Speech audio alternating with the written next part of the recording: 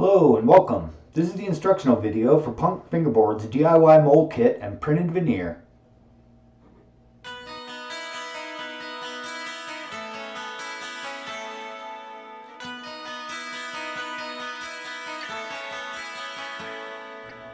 The exact contents of the envelope will vary depending on what you've purchased. Fingerboards, like real skateboards, are built by alternating the grain on each ply. If you've purchased the full board veneer kit or the DIY mold kit, you can identify the cross grains because they will be dyed blue. The glue up will start with the printed veneer on the bottom, followed by an alternating series of cross grain and straight grain maple ply as shown. We recommend using Type Bond 3 Ultimate Wood Glue. It's non-toxic, waterproof, and excellent for laminates. When applying the glue, use the least amount possible while still getting full coverage. Avoiding excess will increase the glue's performance. You can also apply the glue with a brush or a foam application pad.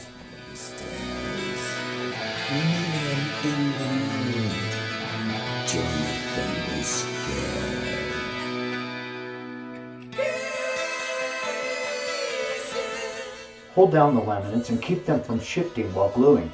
This will ensure no glue gets on the printed ply. If you do get glue on the bottom, just wipe it away with a finger.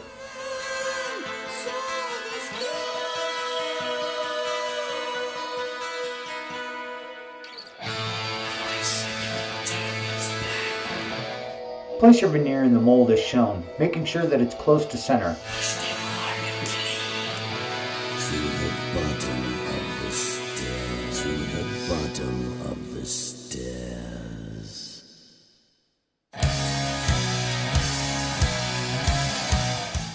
We recommend using a vise that has a smooth face. Make sure the mold is even and centered and tighten up the vise. Contrary to popular belief, you do not have to apply that much pressure to this mold. 0.5mm veneer has virtually no resistance to clamping pressure. When you feel the two sides bottom out, you're good to go.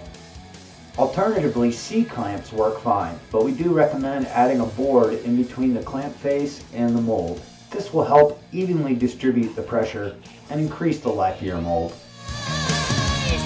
Before you open the two sides, you want to use a 1/16 inch drill bit. Use the mold as a drill guide and drill the holes in your board. You can drill through the top of the bottom. Use low speed here to avoid heating up the plastic, and don't drill through your hand.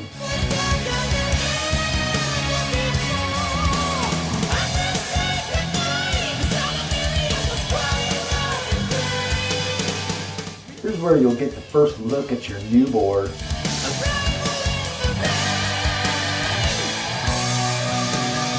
The foam and wax paper can be reused multiple times before it gets too ratty and needs to be replaced. Before using the shaper, take your 1/16 drill bit and just ream out the holes a little bit. Then take a look at your board, see which side's the front, and match it up to the template. If you have this backward, you'll notice right away.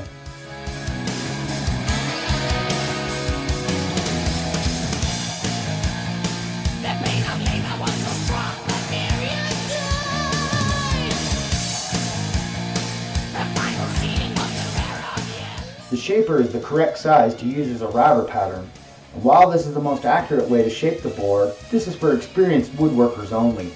Be careful kids, don't try this at home.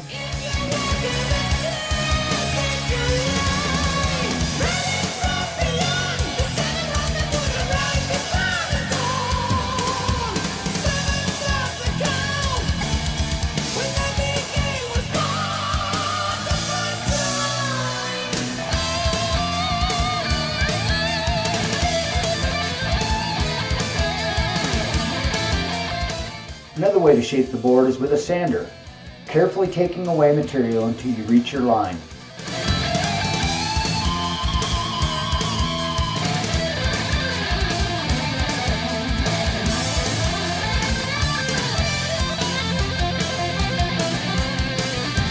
And if you don't have any power tools, sandpaper and a little bit of elbow grease can get this job done just fine.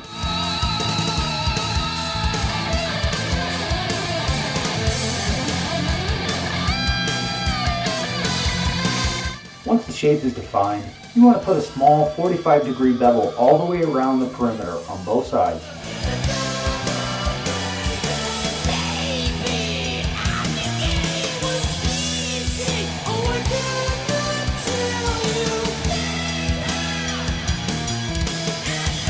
If you don't have power tools, try folding a piece of 100 grit sandpaper around a nail file. You can do this all by hand.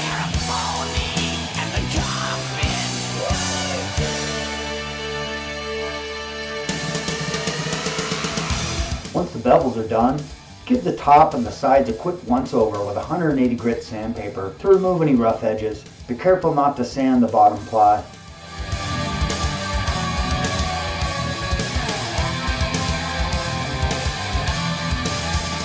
If there are any burrs or rough edges on the bottom printed ply, don't worry, you'll sand those off later. The next step is countersinking the truck holes. This rounded tip works great if you have a drill press. You can also use a larger drill bit, put it in reverse, and just burn the wood into a countersink shape. If you're using a hand drill, this bit works great, and it's a diamond-shaped Dremel that's available at most home improvement stores.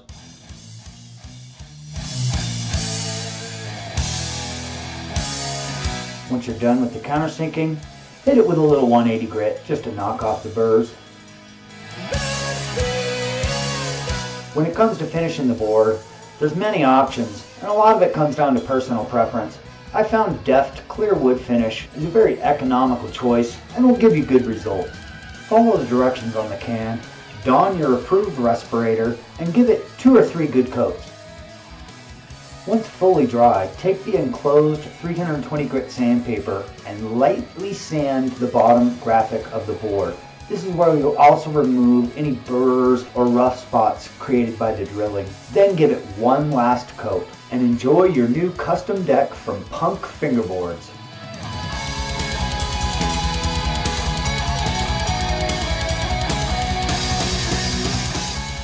Everything in this video, including molds, boards, veneer, and accessories, are available for sale at punkfingerboards.com. Thanks for watching.